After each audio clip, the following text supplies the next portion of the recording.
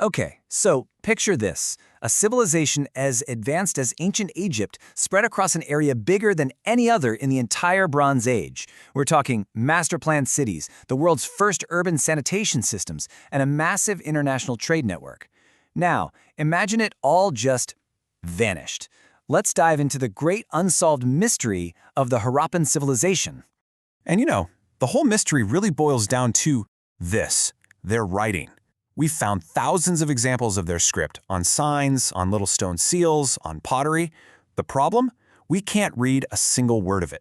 It is a 4,000-year-old code that no one has been able to break, and it holds the key to figuring out who these people really were. So, before we start digging into the clues, you've got to understand the sheer scale of what we're talking about here. This wasn't just a handful of villages. No way. This was one of the four great cradles of civilization, kicking off around 2500 BCE right alongside Mesopotamia and the great pharaohs of Egypt. And what is just absolutely wild is how massive this civilization was. I mean, look at this map. It stretched across 1.3 million square kilometers of what is now modern-day Pakistan and India. That made it by far the biggest civilization of the entire ancient world. And the crazy part? For centuries, we didn't even know it existed. So when it was finally rediscovered in the 20th century, man, it kicked off one of the greatest detective stories in the history of archaeology. An entire lost world was about to be brought back into the light. The story really gets going in the 1920s. First, an archaeologist named Daya Ramsani uncovers the ruins of a city called Harappa. Just a year later, another archaeologist, R.D. Banerjee, finds a second, even bigger city, Mohenjo-daro. And by 1924, their boss, John Marshall, makes this incredible announcement to the world. We've just found a forgotten Indian civilization, older and bigger than anyone ever dreamed. And this right here, this brings us back to the biggest problem we have. Since we can't read their writing, literally every single thing we think we know about them has to come from the stuff they left behind. We're trying to piece together their whole story from silent cities, buried artifacts, and skeletons in the dust. Okay, so where do we even begin our investigation? Well, we're going to start big, with maybe their most impressive achievement of all, their cities. You see, these weren't just random, chaotic settlements. They were masterpieces of urban planning that tell us this was a highly organized society. Just take a look at this incredible structure. This is the Great Bath at Mohenjo-daro. It's this huge, public, totally watertight pool built with baked bricks and sealed with natural tar. Now, this wasn't for a casual swim. Archaeologists are pretty sure it was used for important religious ceremonies. It just brilliantly shows off their engineering skills and how important ritual was in their lives.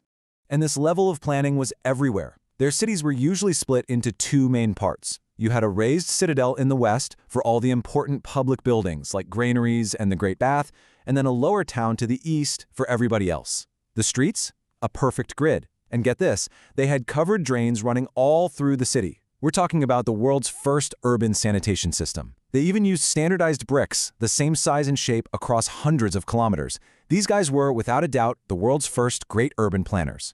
I mean, the sheer scale of it all is it's breathtaking. This is Dohrao, another one of their major cities, and you can see these massive reservoirs and super sophisticated systems for managing water. This didn't happen by accident. It had to be the work of a powerful, centralized government that could organize and pull off these enormous public projects. Okay, so we've seen the big picture, the cities. Now let's zoom in a bit. Let's look at the smaller artifacts. What can these little objects tell us about the Harappan people themselves, their art, their beliefs, and how they made a living? All right, check these out. These two sculptures are probably the most famous things ever found from this civilization. On one hand, you have this incredibly calm, meditative figure carved from stone. People call him the Priest King. And then you've got this bronze dancing girl who is just full of life and attitude. What's amazing isn't just the artistry, but the technology. That little bronze figure was made using a really complex technique called lost wax casting. It shows they were absolute masters of working with metal. So, a big question. How did they get so wealthy? The answer is trade. Lots and lots of trade. And what you're looking at here was the engine of their economy, the incredible dockyard at the city of Lothal. This is one of the oldest known docks in the entire world, an engineering marvel built to handle the ocean's tides and connect the city to the sea. And how did they manage all that trade? With these little things, seals.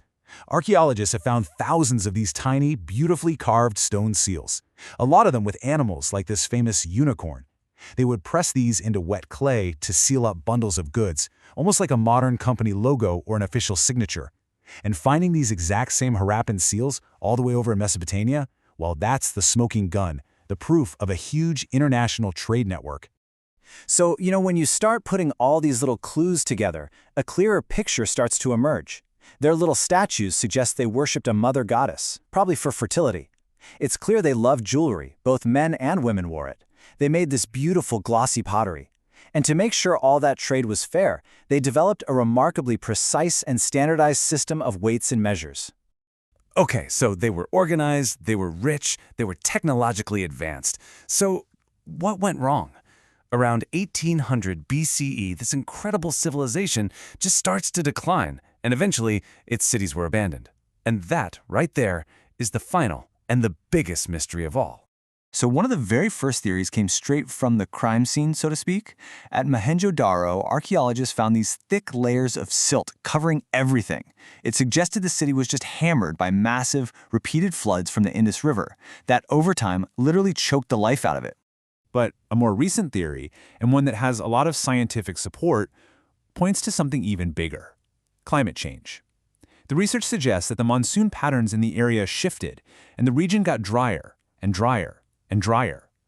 The rivers that were the lifeblood for their farms started to dry up, which would have led to famine and eventually total collapse. And then there's the older, much more dramatic theory.